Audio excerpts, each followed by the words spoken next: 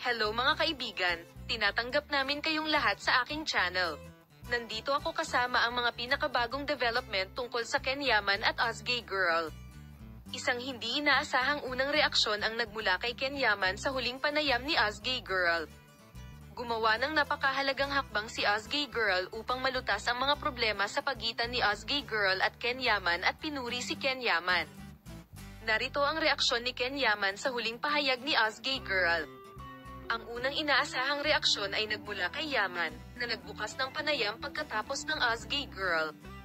Upang malutas ang mga problema sa pagitan ni Ozgay Girl at Ken Yaman, gumawa ng mahalagang hakbang si Ozgay Girl at nagpas siyang purihin si Ken Yaman. Patuloy na sinasakop ni Ozgay Girl ang agenda ng Turkey at ng mundo. Nagbigay ng malaswang tugon si Yaman sa mga pinakabagong pahayag ni Ozgay Girl. Sa kanyang huling pahayag, binanggit ni Ozgay Girl ang tungkol sa serye sa telebisyon na Insit and Larry. Ang mga salitang ito ni Ozgay Girl, na nagsabing, "Ako ay nasa lahat ng dako kung saan sumasayaw ang mga babae," ay pinag-usapan ng marami.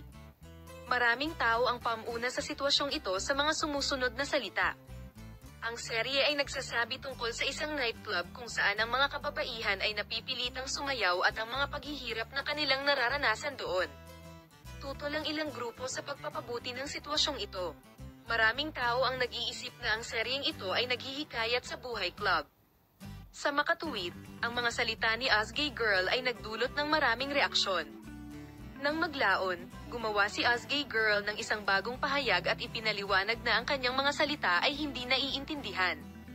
Sinabi ni Ozgay Girl na, salungat sa popular na paniniwala, ang seryeng ito ay nagtatanggol sa mga karapatan ng mga babaeng naninirahan sa ward at sa makatuwid ay mahalaga.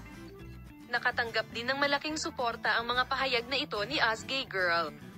Ang pagsasahimpapawid ni Yaman bilang suporta kay Ozgay Girl ay nakitang napakakahulugan. Salamat sa lahat ng nanonood ng video. See you in new videos.